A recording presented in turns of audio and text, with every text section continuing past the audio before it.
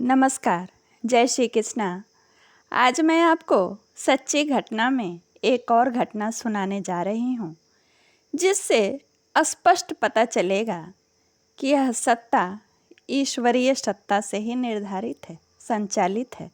पता तो सबको होता है, लेकिन हम मनुष्य जब कर्म करने लगते हैं तो भूल जाते हैं, तब कहने लगते हैं मैंने किया। लेकिन ये जो घटना है, इसे आप लोग सुनेंगे तो आश्चर्यचकित हो जाएंगे।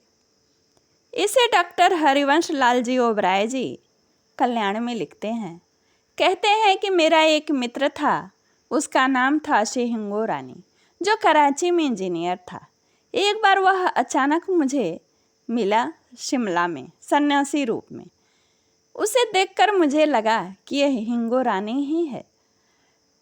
बहुत ध्यान से मैंने देखा तो वो हिंगो रानी ही था, मेरा मित्र। फिर मैंने आश्चर्यचकित होकर के उससे पूछा, अरे तुम सन्यास कैसे धारण कर लिए, सन्यासी रूप कैसे अपना लिया?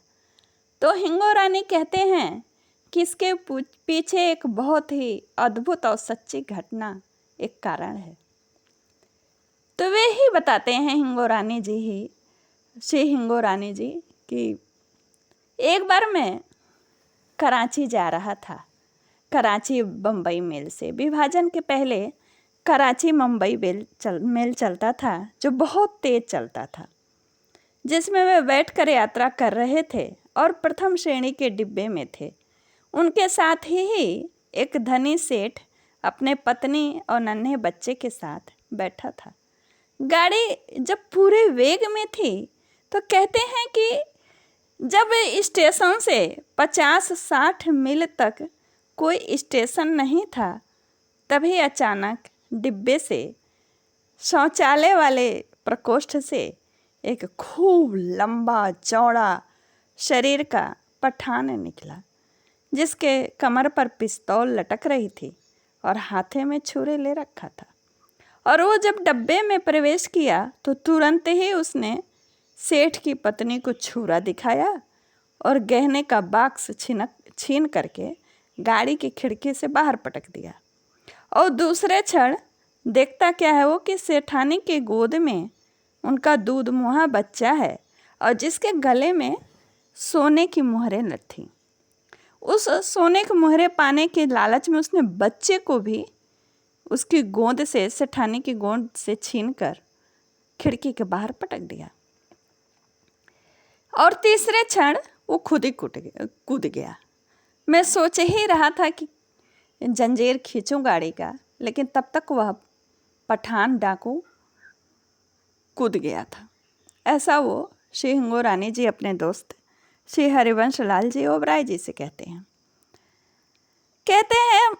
जब हमने गाड़ी की जंजीर खींची तो रुकते रुकते गाड़ी 2-3 मील आगे जा चुकी थी। सेठानी जी तो बिल्कुल मानसिक आघात से, इस कठोर घटना से विक्षिप्त सी बेहोश पड़ गईं और सेठ की भी यही हालत थी। जब गाड़ी रुकी तो उन गाड़ी को फिर पीछे ले जाया गया तो देखते हैं कि किसी खंभे से वो जो पठान था वो टकरा करके चूर चूर हो गया था और खून से लथपथ मृत पड़ा था। थोड़ा पीछे और जब गाड़ी गई तो आभूषण का बक्सा मिला, जो पिचक गया था किंतु टूटा नहीं था। गाड़ी को इन लोगों ने बार बार आगे पीछे ले गए, फिर भी बच्चे का कहीं अता पता नहीं मिला। माता के चित्कार और पिता के आघात और अन्य यात्रियों की चिंता से वह काल रात्रि में जंगल का दृश्य और भी भयानक बन रहा था। कहते हैं श्री हिंगो रानी जी कि अंत में सबने मान लिया कि जंगल से कोई पशु आया और बच्चे को ले गया। अब विवशतावश गाड़ी को आगे बढ़ाना ही था। तभी मुझे लघु शंका लगी तो मैं लघु शंका करने के लिए रेलवे लाइन के एक तरफ बैठ गया। तभी मुझे अनुभव होता है कि कोई प्राणी सांस ले रहा है। मैं लघु शंका करके उठा और टार्च ले करके 20-25 कदम आगे जाकर देखता हूँ, इतनी आश्चर्यजनक घटना थी कि झाड़ी से लटके हुआ वही दूधमुआ बच्चा अंगूठा चूस रहा है। ऐसा लगा कि मैंने बाल मुकुंद कृष्ण का दर्शन कर रहा हूँ।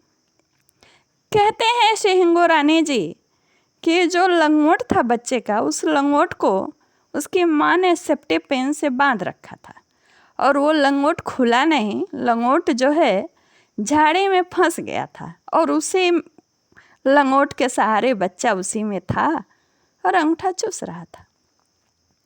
जब मैंने इस चमत्कारिक घटना को देखा, तभी से मेरा मन इस संसार से उचट गया। ऐसा लगा कि यह संसार परमेश्वरी शक्ति से ही संचालित है और ईश्वर की कृपा को मैंने साक्षात महसूस किया और उसी दिन मैंने संन्यास ग्रहण कर लिया।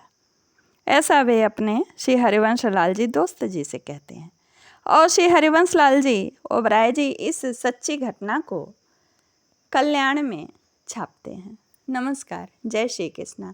श्री कृष्ण गोविंद हरे मुरारी, हे नाथ नारायण वासुदेव।